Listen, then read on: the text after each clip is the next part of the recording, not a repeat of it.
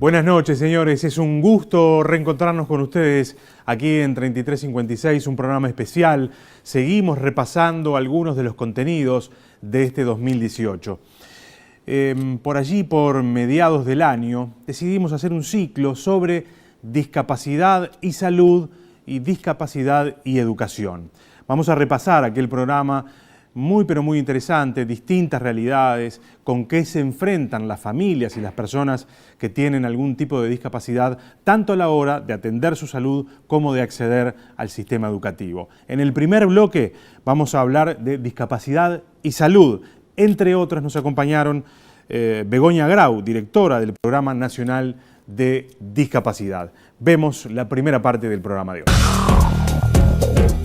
¿Qué se ha hecho a partir del reconocimiento y a partir de que el Uruguay de alguna manera suscribió esta convención?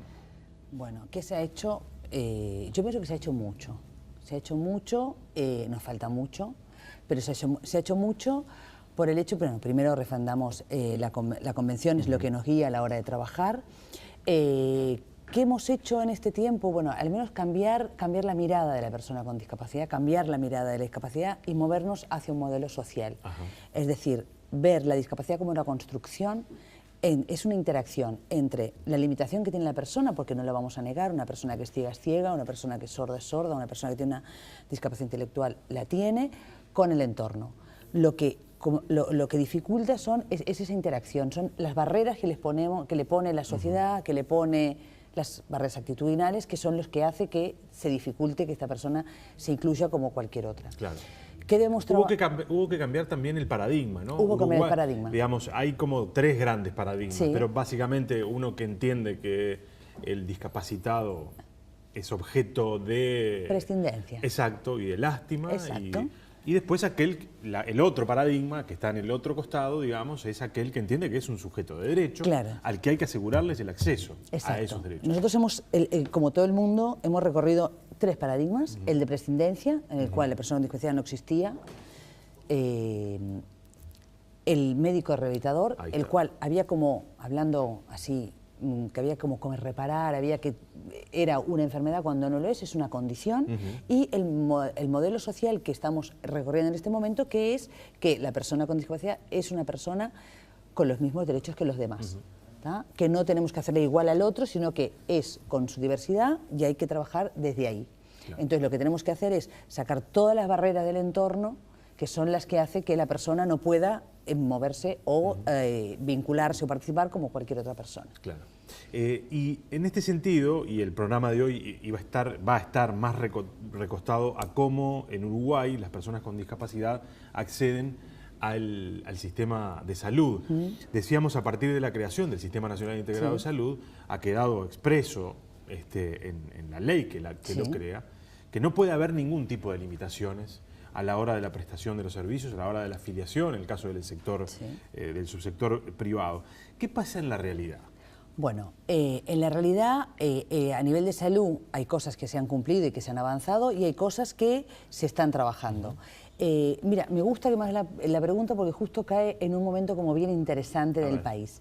Desde el año pasado, Uruguay, a través de varios ministerios y varias agencias internacionales, se presentó a un fondo que se llama Discapacidad y No Discriminación, en el cual uno de los trabajos, una de las líneas que estamos trabajando, y lo estamos trabajando con salud, es el acceso a la salud para las personas con discapacidad, con énfasis en salud sexual y reproductiva, pero el acceso a la salud. Que en esta convención se consagra con mucha fuerza. Por supuesto. Porque hasta ahora era un asunto del que no se hablaba directamente. Directamente no se hablaba. Bueno, ahora estamos trabajando en esto, estamos trabajando con el Ministerio de Salud Pública, con ACE, con BPS, con ONU Mujeres, con el MIDES, con el UNFPA, con OPS, o sea, con varias agencias y varios ministerios en este tema, el acceso a la salud.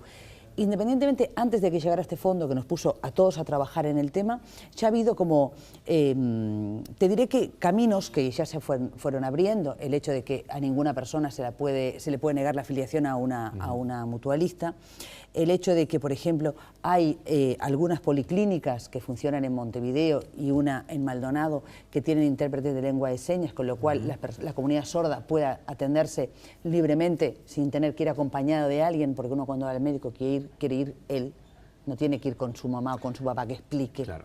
Alguien del otro lado, y creo que con cierto nivel de justeza puede decir, solamente 2 espacios hay donde hay 5. En Montevideo hay 5, una en Maldonado, y lo que tiene de bueno es, por ejemplo, ACE, van a entregar, sé que la semana que viene o la otra, porque estamos pendientes de hacer ya un montón de funcionarios de ACE han hecho cursos de lengua de señas, con lo cual pueden atender a personas, al menos en algunos lugares hay personas que manejan la lengua de señas. Que nos falta, pero bueno, me parece que son puertas que se abren, ¿no? Desde el momento que los servicios de salud han empezado a pensar, bueno, tenemos que poner intérpretes para que puedan comunicarse. Desde el momento que hace ya un par de años hicimos con los servicios de salud del Estado, con ACE, una guía para la atención a las personas con discapacidad, una guía donde los médicos, las enfermeras, el personal de, bueno, el portero, el de farmacia, supiera cómo tiene que tratar a una persona con discapacidad, darle esos, bueno, unas herramientas, ¿no? Unas herramientas para ver cómo tengo que dirigirme, cómo lo trato, porque muchas veces lo que sí vemos es que la dificultad que existe, a veces esa barrera que existe, que es la actitudinal, es como de desconocimiento, no sé cómo hacerlo. No, nosotros siempre decimos, es una persona más, es una persona más con los mismos derechos, o sea que aprendamos a trabajar. Nosotros siempre hemos dicho que la barrera más difícil de quebrar en este momento es la barrera actitudinal. Es la barrera más grande que tienen las personas con discapacidad, claro. La barrera actitudinal. Pensando, por ejemplo, en la formación de recursos humanos en general, ¿hay una perspectiva de derechos humanos desde la formación que incorpore esta dimensión, la problematice y, en definitiva, acompañe el proceso de formación, por ejemplo, del personal de la salud? Bueno, por ejemplo, ahí vamos bien también. El Ministerio hace ya como 2 años, o capaz que un poquito más, desde el MIDES, desde el Programa Nacional de Discapacidad, se pusieron en marcha unos cursos online de discapacidad y derechos humanos, que han tenido un éxito impresionante. Empezamos con funcionarios públicos porque les interesó y bueno, se ha capacitado en discapacidad y derechos humanos, que es lo que nos interesa. En general, claro. Exacto, para ver la perspectiva de derechos a nivel de discapacidad, y hemos trabajado con funcionarios públicos, con funcionarios de la salud, con funcionarios, no sé, con maestros, con personas en general, el que quiera esa nota, con profesores de educación física, por ejemplo, con operadores penitenciarios. Ajá. O sea que es un curso que se ha hecho, es más, la semana pasada, no, la anterior estuvimos en México, que nos pidieron que quieren hacer el mismo, porque bueno, abrir esa como la cabeza de la gente, bueno, discapacidad y derechos humanos. Otro tema que es la certificación de la discapacidad, que también eso, nosotros estamos... ¿Cómo es esto? A ver. La certificación de la discapacidad sería el poder tener una certificación única, es decir, que todos midiéramos con la misma vara, que Pronadis no mida con esta vara, que el BPS no mida con otra que es más cortita, que deberíamos tener la misma. Hay como algunas dificultades, no, estamos trabajando muy bien con estos organismos y vamos a poner bueno, se está trabajando en cuál debería ser el instrumento. Hay como algunas diferencias con las personas con discapacidad. Hay muchas personas con discapacidad que dicen, hay algunos países que es obligatoria la certificación, las personas con discapacidad dicen, no todas queremos que nos certifiquen, ¿por qué me tienen que certificar a mí? Claro. Entonces, nosotros estamos trabajando para que exista este único instrumento y que el que quiera certificarse lo hace y el que no, no lo hace. Pero sí que es básico en los registros administrativos el poder tener la información. Por lo que tú decías, a la hora de focalizar políticas, yo preciso saber cuántos son, dónde están y cuáles son las necesidades, porque tú decías... Específicamente en el tema de la salud, ¿cómo ha funcionado esto? ¿Cómo funciona? ¿Se está haciendo hincapié, por lo menos, en empezar a trabajar en esto? Sí, por supuesto, por supuesto. La salud está muy comprometida con este tema. Yo sigo insistiendo que, por ejemplo, la guía que nosotros hicimos con ACE fue una petición de ACE. Escúchame, ¿cómo podemos trabajar este tema? Nosotros dijimos, usted sabe mucho de salud, nosotros sabemos de discapacidad, bueno, juntémonos, ¿no? Que es la forma que tenemos que trabajar. La forma que tenemos de trabajar es, el que sabe de salud, nosotros acompañamos desde la discapacidad, el que sabe de turismo, nosotros acompañamos de ese lado, o sea que nos parece que es así. Yo pienso que ASE se lo ha planteado, y los servicios de salud, y el Ministerio de Salud Pública, por supuesto, de que es un derecho de las personas, y bueno, se está caminando. No es fácil porque es un tema largo, es un tema complejo, es un tema que hay que ir, bueno, barriendo barreras, ¿no? Sí. Y venciendo barreras para que se pueda acceder. Pero, por ejemplo, nosotros lo vemos a nivel de rehabilitación, se ha avanzado, a nivel de ayudas técnicas, es verdad, muchas las provee el MIDES, pero nosotros hace 5 años, en el 2011, 2010, cuando se inició el laboratorio, había cientos de personas amputadas que no tenían, por ejemplo, una prótesis. Claro. Ahora está casi resuelto, te diré. La gente ya sabe dónde tiene que ir, nadie está sin prótesis. El que precisa una prótesis sabe dónde tiene que ir, claro. Cosa que antes no estaba. El que precisa una silla sabe dónde tiene que ir. Entonces me parece que, bueno, perdón, en esto hemos ido avanzando y la salud, yo pienso que también lo tiene bien claro, que además es una inversión.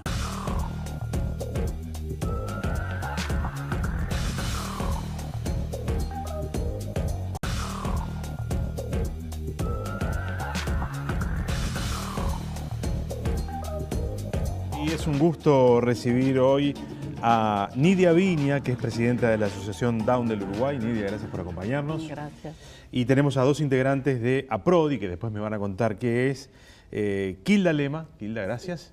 Y Rosana Lenz. Gracias a las 2 por estar también acá. Gracias por recibirnos. Empecemos por que nos cuenten brevemente qué son las 2 organizaciones, la Asociación Down y también APRODI. Bueno, la Asociación Down tiene ya 32 años de vida, fue fundada por padres en ese momento de bebés y ya todos estos años ha trabajado con la consigna defender los derechos de nuestros hijos con síndrome de Down, mejorar su calidad de vida.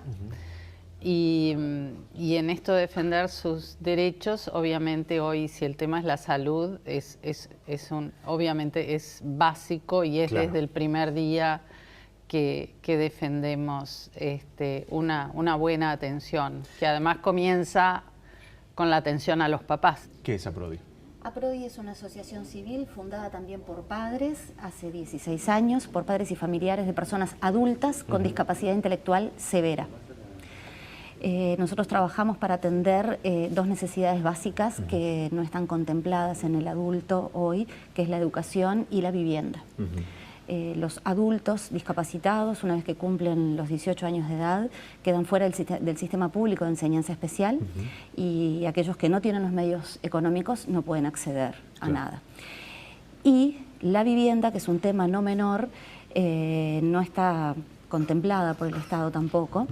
La realidad es que por enormes causas quedan desamparados de familia, los muchachos hoy por hoy, los avances en la ciencia han hecho que la expectativa de vida de todas las personas se haya prolongado también a las personas con discapacidad intelectual, por lo que lo común hoy en día es que sobrevivan a los padres. APRODI nace con esta inquietud de brindar la educación, pero sobre todo la solución de vivienda para estas personas cuando quedan desamparadas. Claro. Hace 32 años, ¿qué pasaba? ¿Con qué se enfrentaban ustedes en materia de salud? Me refiero a la Asociación Down del Uruguay. ¿Y cómo ha ido evolucionando esto? Hace un rato mencionaba Begoña la realidad de hoy, felizmente, que las mutualistas no le pueden negar el ingreso a ninguna persona con discapacidad. O sea que ahí yo personalmente veo un cambio muy favorable. Esto no era así. A mí me pasó. Mi hijo tiene 36 años y en el momento que lo fuimos a inscribir en la mutualista, donde éramos socios los padres, los 2 hermanos mayores y había nacido él, nos dijeron no. O sea que felizmente eso cambió. Claro. Pero hay cosas que no han cambiado. ¿Ningún argumento más allá de...? No. Ninguna posibilidad de ningún tipo de diálogo ni nada, era no, listo. Buscamos otro mutualista donde felizmente fue atendido. O sea que eso, para mí, obviamente, es de un sí, de un no a un sí, claro. Ya hay una diferencia muy importante. Hay cosas que no han cambiado, y cuando yo decía la atención de los padres, o que no han cambiado, no sé, vemos que por lo menos en la práctica, como usted decía, cuando nos presentó, estamos hablando familias que estamos captando además la realidad del resto de las familias. Y hay algo que sigue siendo muy deficiente y es cómo enfrentan los médicos y el personal de salud en general a los papás de un bebé cuando nace y tienen que darle el diagnóstico de síndrome de Down. Ajá. Y ahí sigue siendo, deja mucho que desear. Sigue habiendo gente que no se ha sensibilizado, que no se ha enfrentado a la realidad de que, bueno, si tiene una profesión de este tipo, hay determinadas noticias que en algún momento va a tener que dar, que no son las mejores, las que esos papás están esperando, Claro. obviamente. Y hay que estar preparado para tener un acercamiento lo más humano posible. Hay que con el tener otro, ¿no? sensibilidad y hay que tener, además, respeto por esa vida, porque además el respeto por esa vida también empieza antes. Hoy tenemos toda la tecnología a la mano para que las mamás sepan desde muy temprano en el embarazo si a lo mejor hay una alteración genética en ese bebé. Y hay una tendencia demasiado pronunciada a darle toda la información más negativa posible y como para inducir a la decisión de un aborto. Sí. En el caso de ustedes. En las instituciones médicas les cuesta mucho al personal médico visualizar al adulto con discapacidad intelectual, porque si va acompañado, vas a una consulta médica y vas con la persona con discapacidad, todavía te encontrás con médicos que le hablan al acompañante como si la otra persona no estuviera. Claro. ¿Ah? Como si fuera nada, Claro. un O objeto. a la inversa vayamos para el otro extremo, de repente el discapacitado que va también va acompañado porque le cuesta expresarse, no puede explicar lo que siente y demás, y el médico que lo atiende dice, no, deje que el paciente es él. Entonces está como muy... Claro, porque ni una cosa ni la otra, claro, digamos. es como que no tienen la preparación y eso les hace no tener el juego de cintura necesario para poder percibir a la persona que tienen enfrente y cuál es la necesidad que tiene. Hay mucho por hacer aún. Nuestra asociación en concreto se preocupó de hacer conocer a la comunidad médica del Uruguay. El año pasado, va a ser un año ya, que presentamos en el Ministerio de Salud Pública el Programa Iberoamericano de Salud para Personas con Síndrome de Down. Es un programa que desarrolló FIA Down, que es la Federación Iberoamericana de Síndrome de Down. Participaron médicos, sobre todo españoles, pero también latinoamericanos, y contempla todo el transcurso de la vida de una persona con síndrome de Down con sus aspectos específicos, con afecciones que aparecen con más frecuencia o que aparecen más temprano respecto del resto de la población. O sea, el programa está y lo que tratamos es de decirle a la comunidad médica, bueno, no van a tener un montón de pacientes con síndrome de Down porque no se da evidentemente en el porcentaje de población, pero existe el material de referencia al que pueden acudir en caso de tener un paciente que tiene síndrome de Down. Ustedes decían que están preocupados por un par de asuntos específicos que tienen que ver con la vivienda y la educación. Allí, en las dos materias, ¿hay pocas respuestas institucionales? Sí, pocas respuestas, te diré que casi ninguna. Tuvimos que salir a batallar. Casi ninguna. Nosotros, nosotros brindamos talleres educativos y de esparcimiento hace 16 años a los discapacitados intelectuales adultos que el sistema expulsa al cumplir los 18 años de edad. Y que no tienen ninguna alternativa para ellos, después de los 18. Pública, ninguna. Pública, ninguna. ¿Y privada? Privada sí las hay, pero hay que poder pagarlas. La mayoría de las personas con las que nosotros trabajamos son de contexto vulnerable. Claro. Es un gran tema porque estamos enfrentados, yo creo que a cosas que no estamos dimensionando hoy. El Estado en el año 2012 dejó de formar a los maestros especializados. Y bueno, a través de la inclusión, es verdad, la inclusión existe, pero es en la temprana edad. Claro. Pero ¿qué pasa con los más después, grandes? ¿no? ¿Qué pasa? No pueden estar confinados a ver televisión. Sí, un espacio cerrado y una televisión Sin como vínculos. único, claro, sin vínculos. Tienen que tener un estímulo permanente, permanente. El tema educación y el tema vivienda en el adulto discapacitado es muy complejo, es muy complejo. Fíjate que la enorme mayoría ni siquiera puede acceder al Sistema Nacional de Cuidados, porque es para menores de 29 y mayores de 80. Claro. Y muchos están en esa población en el medio. En el medio. Y si son menores de 60 años, no pueden ni siquiera acceder al Piñero del Campo ni al Cotolengo. Bueno, habrán visto en informativos y demás que hay personas que hace 2 años que están internados pero esperando una cama en el Piñeiro. Entonces,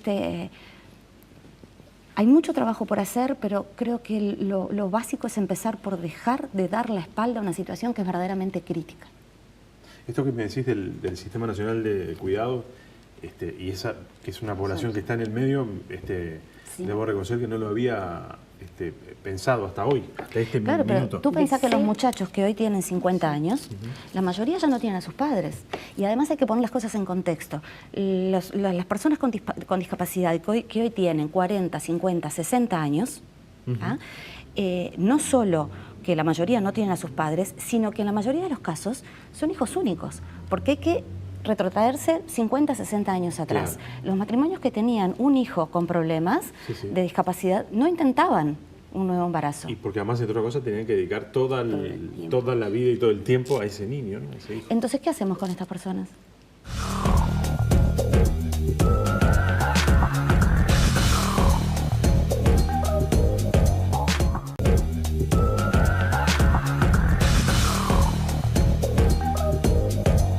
Como les decíamos, en este marco en el que durante una semana nos dedicamos a hablar de discapacidad y el acceso a la salud y el acceso a la educación, en esta segunda parte vamos a ver qué problemas enfrentan las familias a la hora de llevar a sus hijos que tienen algún tipo de discapacidad a la educación. Estuvo Graciela Riotorto, que es inspectora de Educación Especial de ANEP, y también familiares y organizaciones de niños que tienen estas problemáticas y que se tienen que enfrentar a la educación. Vemos la segunda parte del programa de hoy. La ley es clara, las leyes son claras y dan un marco a lo que hay que hacer. ¿Cómo se ha avanzado para transformar la ley en acciones efectivas? En acciones concretas. Exacto. Se está avanzando, de repente no de la forma que uno quiere, ¿no? Porque uno a 37 años de ejercicio de la profesión aprendió que los cambios de la educación son lentos, demasiado lentos, de sucesivos errores y algunos aciertos.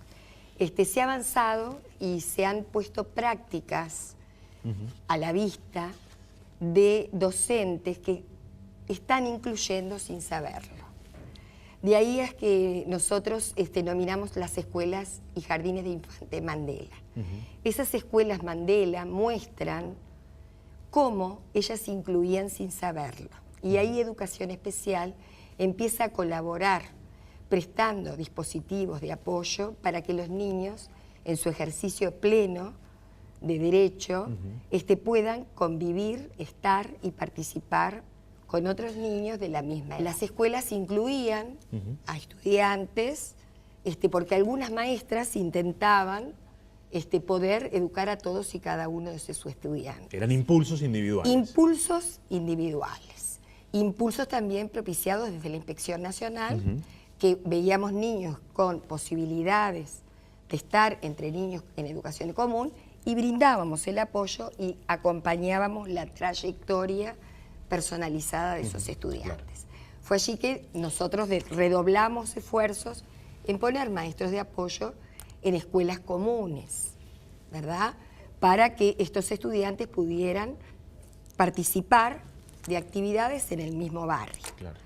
Esas prácticas había que mostrarlas, porque a veces hasta en el propio colectivo docente quedaban en algún aula en particular y no se extendía a la totalidad. Bueno, lo decía el informe, ¿no? En muchos casos falta de herramientas pedagógicas para hacer frente Ahí está. a una situación. La formación docente en su malla curricular tiene un seminario muy escaso y de muy poca duración sobre la discapacidad. Eso hay que reconocerlo. O sea que ya tenemos ahí un primer problema. Y hay que seguir trabajando, estamos trabajando desde la formación docente para que esta situación mejore, y que ese seminario se transforme en un aspecto mucho más abarcativo, para que los maestros puedan tener estrategias de intervención pedagógica que ayude a atender a todos y a cada uno de los estudiantes. Estamos avanzando porque primero fue un paradigma de integración. Claro. Queríamos que el niño estuviera adentro. Hoy estamos queriendo mucho más. Queremos que el niño esté dentro de una escuela común y que exista como aprendiendo.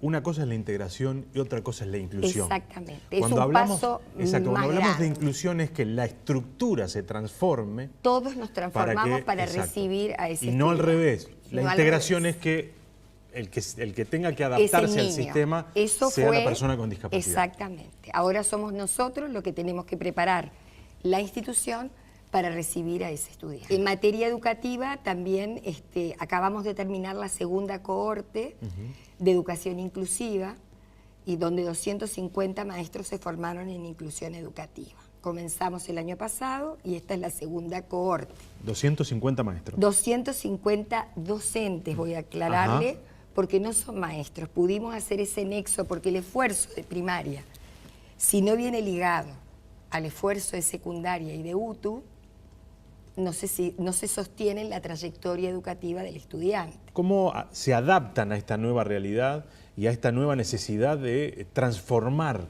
el sistema y de incluir entonces a todos en el sistema educativo? Y bueno, como todo, las personas tenemos tiempos de procesamiento que son diversos. Usted lo dijo, es un tema muy delicado, no todos procesamos de la misma manera.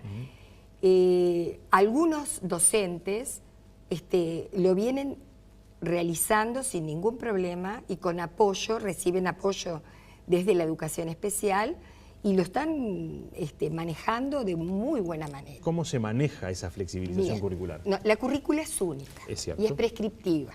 No quiero decirle porque en otros momentos Educación Especial tuvo una currícula aparte. Desde el año 2008 tenemos una currícula que es prescriptiva para todos los estudiantes. Hablamos, sí, de la accesibilidad al currículo. No estamos hablando de la adaptación curricular, porque acá el currículo es prescriptivo. Todos los niños tienen que aprender, que están en primero, determinados saberes. Claro. ¿Sí? Acá ya estamos diferenciando bien el paradigma en el que estamos posicionados. Lo que cambia es las formas en que hacemos accesible esa currícula. Es un gusto recibir a Silvana Polo, que es mamá de Bianca. Exacto. Gracias por Buenas haber venido. tardes. Igualmente. Y Lourdes Montes, que es mamá de Santiago. Gracias a las dos por estar con nosotros hoy. Brevemente, solamente para poder identificar la problemática y después ingresar directamente a los problemas que han enfrentado ustedes para que sus hijos puedan ejercer algo que ahora no hay ninguna duda que tiene que ejercer, que es el derecho al acceso a la educación. ¿Qué problemas tiene Bianca que hace que ella tenga dificultades de acceso a la educación? Bien. Bianca fue prematura, severa, de 27 semanas, pesó 660 gramos, tuvo una internación prolongada de 2 años y medio, por lo cual ella tuvo sonda de traqueostomía, tiene sonda de gastrostomía, que la tiene hasta el día de hoy, tiene un microcrecimiento, que crece más lento, y tiene además una dificultad renal que no controla esfínteres. Y bueno, y el nivel neurológico está, digamos, sobre la edad o capaz que un poco por debajo. Claro. O sea que hay ahí un problema de aprendizaje asociado a esa problemática. Sí, en realidad, más que un problema de aprendizaje, tiene un problema de salud físico, ¿no? Que fue lo que le impidió siempre acceder digamos, a poder sociabilizar. Ajá, ahí está. Santiago tiene 11 años. Santiago tiene 11 años, está por cumplir 12, está excluido del sistema educativo común, va a una escuela especial, especialista en los trastornos del espectro autista, y bueno, nosotros golpeamos la puerta de la educación común ya hace muchos años, en el año 2012, bueno, una puerta que nunca se abrió, bajo la premisa de, bueno, no recibimos autistas, en una escuela que era considerada escuela de integración. A ver, la respuesta fue esta. La respuesta fue esa. En su momento, yo ahora escuchaba a la inspectora de educación especial y bueno, me venía a la mente que hoy seguramente no escucharíamos una respuesta de ese tipo, porque bueno, nosotros somos activistas de derechos por la inclusión educativa desde ese momento y desde mucho antes, aunque hay que decirlo, desde el momento en que nos tocó a nosotros. Claro. Hay que reconocerlo. Y esas cosas eran muy comunes en ese momento. No se escuchaba el discurso que yo acabo de escuchar recién, que me alegra en el buen sentido todo lo que hemos avanzado, a pesar de que obviamente falta muchísimo, porque aún son muchos los niños excluidos del sistema educativo común. Claro, porque aún hoy Santiago no tiene acceso a... Santiago va a una escuela especial, que además es privada, bastante onerosa. Obviamente no voy a hablar de costos acá, pero también hay que decirlo, Sí, claro. que la educación de un niño con TEA y de creo que todos los niños con discapacidad y personas con discapacidad es cara. Sí, no, la ahí, educación especial, y ahí hay una desigualdad exacto, de base, sí, porque Desde el vamos. un niño con esta problemática, si no tuviera los recursos para ir a una escuela de este Queda tipo, por que cuesta fuera. lo que cuesta, queda por fuera. Queda por fuera o bueno, está la opción de la escuela especial pública, como recién escuchábamos, que bueno, está viendo de reconvertirse en centro de recursos para una inclusión real educativa en los centros educativos comunes, que es donde tienen que estar absolutamente todos los niños. ¿Con qué problemas, con qué dificultades se encontraron ustedes, Silvana, a la hora de intentar que Bianca fuera a la escuela? Sí, muchísimas. Bianca también está escolarizada, va a un colegio privado que tiene integración, pero también es privado. Bianca en un principio, cuando ya podía, digamos, escolarizarse, golpeé puerta por puerta de las escuelas y obviamente siempre me encontré en la negativa, ¿no? Que con la edad que tiene, ¿no? Que usa pañal, no, pero no come sola, en muchísimas escuelas. Fue a una escuela especial que no le fue bien porque fue agredida físicamente y la tuve que sacar. Y después fue a una escuela especial. Esto digo todo hablando siempre con primaria, llegando a tocar a reuniones y reuniones y reuniones que son reuniones que digo que uno se siente como que estuviera en el banquillo digamos, como que hubiera asesinado a alguien, porque la calidad de las personas para hacer las entrevistas, digo, no es la adecuada o digo, la manera no es la correcta, digamos, con un padre que ha pasado millones de cosas, ¿no? Después, bueno, comenzó en una escuela especial, fue el año pasado, pero solo 2 horas por día.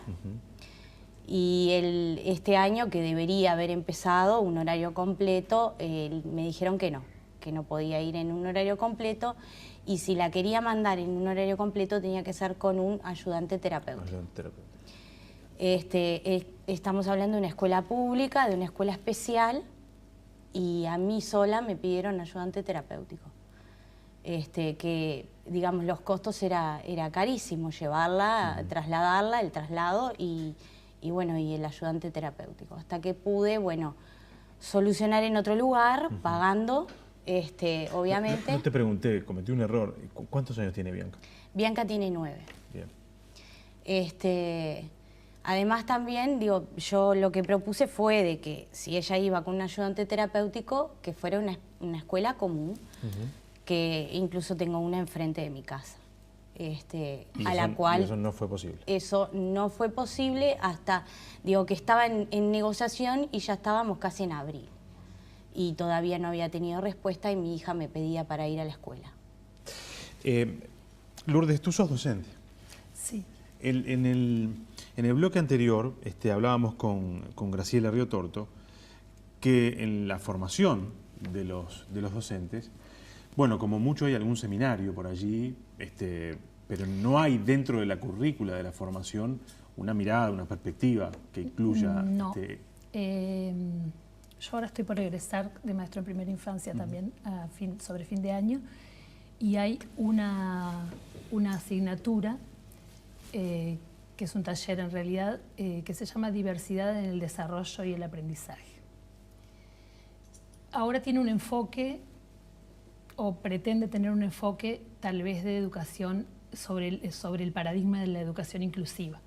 Porque el seminario que hacíamos referencia hace un rato, es el seminario, se llama Seminario de Dificultades de Aprendizaje, y justamente el enfoque que tiene es sobre el paradigma de integración que tú mencionabas antes, y no que se enfoca en la dificultad del alumno y en cómo podemos adaptarlo a ese sistema que lo ha excluido hasta ahora. El enfoque inclusivo es otra cosa, es justamente lo contrario, es el ver el entorno, cómo lo puedo hacer amigable para poder implementar los ajustes razonables necesarios para que el niño esté dentro del sistema educativo común, tampoco en una escuela especial. El artículo 24 es justamente lo que dice, que los ajustes, la implementación de los ajustes razonables está pensada para el sistema educativo común, no está pensada para el sistema de educación especial, que es un sistema de segregación, ¿no? O sea, son niños aunados aparte. Si tú me preguntas, los niños, o las personas, perdón, con discapacidad que están segregadas en escuelas, vamos a ponerle niños, ¿no? En escuelas especiales, ¿qué similitudes tienen entre sí? ¿Qué similitudes tienen entre sí como las que puede tener una persona con discapacidad con ella, contigo o conmigo? O sea, ¿cuál es la similitud que un niño con sordera tiene a un niño con TEA o un niño con alguna discapacidad funcional? Sí, yo te lo estoy preguntando. Ah, no. No, te lo estoy... Porque está bueno que pensemos eso. Claro. ¿Qué similitud tiene? ¿Por qué están aunados? ¿Cuál sería la similitud? Claro, ¿cuál es el criterio? Sí, que tienen un problema, pero que no es el común el problema. Una falla. Claro.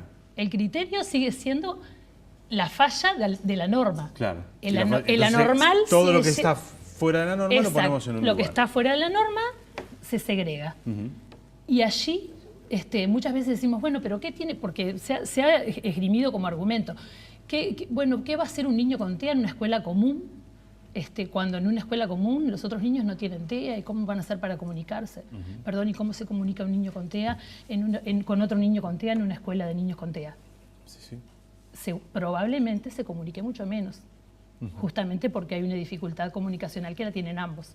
Si yo lo pongo a este niño en una escuela común, va a interactuar, va a socializar, va a aprender el niño con TEA mucho más que lo que aprende en una escuela especializada. Y no solamente eso, porque siempre miramos la inclusión como beneficio para el niño incluido. Claro. Va a aprender muchísimo el niño que no tiene TEA o cualquier otro tipo de discapacidad, a modo de bonus track, de ver cómo el de al lado despliega estrategias permanentes de aprendizaje y evoluciona todos los días. Yo soy una convencida que los docentes no necesitamos una formación especial para abrir las puertas a un niño con discapacidad. Necesitamos lo que dijo hoy, estar disponibles actitudinalmente. Y de ahí, sí, cómo no, un docente tiene las herramientas pedagógicas para enseñar a cualquier niño. ¿Cómo no las va a tener? ¿Se las tiene que dar un psicólogo, un médico, un especialista en no sé qué? ¿Por qué? ¿Quién es el pedagogo? ¿Quién es el experto en pedagogía? ¿Quién es el...? Estamos hablando de educar, ¿no? No estamos hablando de curar. En el caso de tuyo, Silvana, y de Bianca, hay problemas, por lo que has contado, físicos, es decir, barreras físicas que pueden tener los centros de educación para que Bianca pueda, digamos, circular en él. Sí. ¿Eso lo viste o lo que vos más fuertemente percibiste fue el rechazo, digamos? El no puedo, el no se puede con esta niña. Exactamente, lo mismo que decía la compañera recién, lo mismo. Es como una, llamémoslo discriminación o ese miedo al no, con esto no puedo, con esto no podemos, y qué vamos a hacer cuando ella necesite ir al baño es eso, que digo que me pasa a mí y le pasa a muchísimos padres, ¿no? Porque digo, es algo de moneda común el poder llegar a acceder a que nuestros hijos accedan a la educación. ¿Efectivamente están integrados al proceso de aprendizaje del colegio o los aceptan para tenerlos, para contenerlos? Hay de todo. Bueno, pero en el caso de ustedes. Convengamos que en el caso mío, particularmente en el caso de Bianca, por lo que escuché, va a un colegio común, ¿verdad? Es un colegio común con integración. Colegio de educación común. Claro. Santiago específicamente va a una escuela especial. Si tú me dijeras hoy mismo, tal vez si estuviéramos en el 2011, cuando hicimos esa elección, que no fue una elección libre, fue la única opción mediada que tuvimos. Por una serie de tuvimos barreras. 2 opciones educativas. Esta es una de las 2. Porque después tuvimos varios rechazos en colegios privados también, ¿no? O sea que no fue... Si hoy tuviera que hacer esta elección, y esto está totalmente por fuera de la conformidad que uno tiene con el centro educativo que lo acogió y que en realidad hacen un trabajo muy profesional, muy humano, o sea, eso es harina de otro costal. Sí, ¿no? claro, no. Realmente exigiría de otra manera y me empoderaría como familiar desde otro lugar sobre el derecho a la educación inclusiva de mi hijo. En tu caso, porque ella va a una escuela común, privada, Sí. pero común. Sí. Quiero decir, ¿vos sentís que ese colegio tiene herramientas para...? Sí, las tiene. En realidad ella está en una clase de especial. El colegio tiene primaria especial y secundaria especial con maestros y ayudantes, digamos, preparados, ¿no? La maestra que tiene mi hija es maestra en público también. Y sí, realmente están integrados, están siempre todos juntos. En la parte de lo que es la educación ha avanzado muchísimo en muy poco tiempo de que ha concurrido, ¿no? Entonces sí, yo veo los frutos, digamos. Me quedé pensando en algo que decías vos, Lourdes, y que debo reconocer que es una mirada que yo o la tenía equivocada o no tenía esa misma mirada. Vos decías, bueno, no deberíamos tener los docentes una formación especial para tratar con estos niños. Y yo, no sé, con mi valijita y con mi mochilita cargada de prejuicios y también con mi mochilita cargada de un montón de desconocimiento, hubiera pensado que sí, deberían tener una formación, no específica, pero sí una mirada, una perspectiva, así como yo digo que en la Universidad de la República no hay una perspectiva de género, no hay una perspectiva de derechos humanos en la formación de los médicos, de los abogados, de tantos otros. Yo en realidad lo que te quise decir, no sé si quedó claro eso, fue que lo que no debe tener el docente es una formación en educación especial o específica. Sí, en el paradigma de educación inclusiva. ¿Tá? Esta asignatura que yo te comenté hace un rato está intentando tener ese enfoque. Es más, ahora salió una tecnicatura que todavía no... Formación docente creó una tecnicatura que se llama Tecnicatura de Educación Inclusiva, Inclusión Educativa. Cuando recién se estaba forjando se estaba de alguna manera en la cocina de esa carrera, que es una carrera terciaria, creo que es de pregrado, se estuvo hablando hasta de Tecnicatura de Educación Especial. O sea, en el paradigma anterior. Claro. Y estamos hablando de hace 2 años. O sea, recién ahora se está teniendo una mirada de lo que es la educación inclusiva. La educación inclusiva es eso, o sea, es todos los niños aprendiendo juntos con los ajustes necesarios para cada uno de los niños.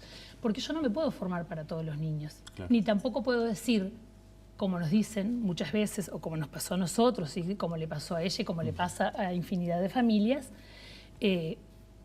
una institución educativa, sin ver al niño, claro, acá no puede entrar. O sea, no, acá no tenemos inclusión, pero si tú no lo conoces. Entonces, esto es lo mismo. ¿Cómo yo me voy a formar específicamente para un niño que no conozco? ¿Verdad? Yo lo que tengo que formarme es a tener una mirada amplia de lo que es la diversidad.